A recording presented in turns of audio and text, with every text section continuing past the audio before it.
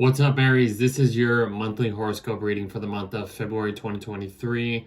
I'm going to be talking about what to look out for over this next coming month, talk about the planet ingresses and what that means, talk about the new moon and full moon of this coming up month, and talk about which two houses will be highlighted for you over this next coming month. So this is your video if you are an Aries sun, Aries rising, or fall for any other Aries placements. But it'll make more sense if you are an Aries rising. So if you don't know what I'm talking about, go look up your birth chart. You might find out that you have an Aries rising, and this video will be for you. All right, so Aries, what is happening for you? So the sun will continue to travel through your 11th whole sign house, focusing on large groups, friendships, communities, all that fun stuff. It'll continue to do it for most of the month until it enters your 12th whole sign house, Pisces, towards the end of February. But we'll get to that later on in the video.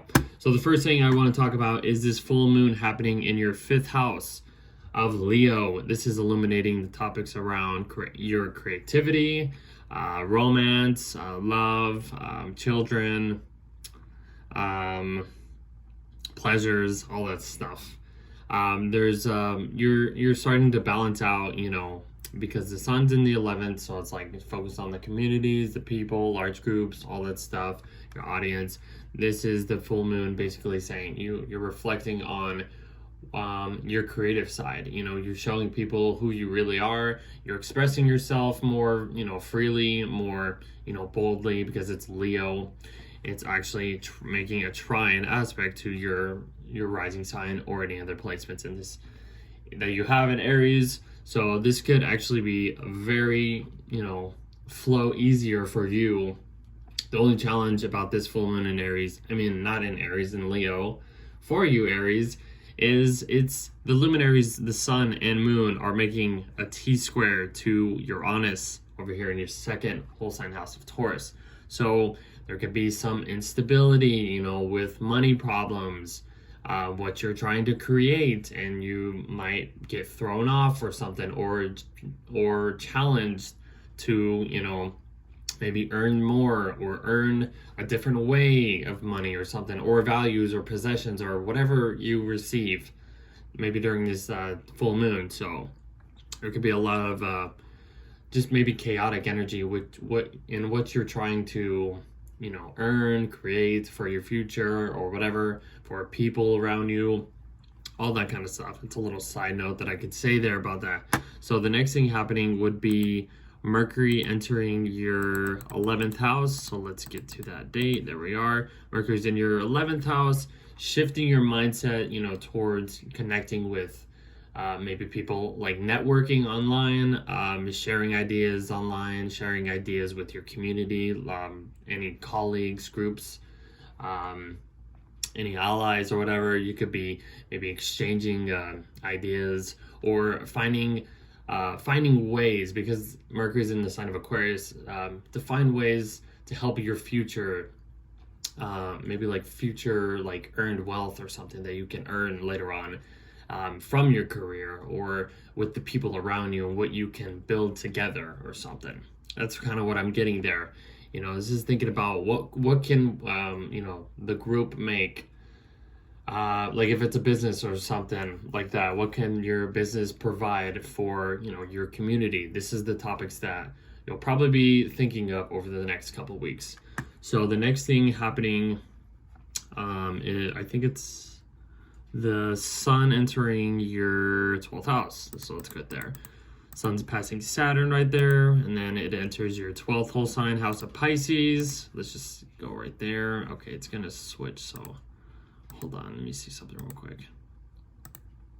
Okay, so the sun enters your 12th house. This is kind of just like the time to, seclude yourself, isolate yourself, spend some time alone, or just somewhere where you can just kind of refresh your energy, find some like outlets, spiritual outlets or whatever, because it's in Pisces. It's focusing on dreams, imagination, all that stuff.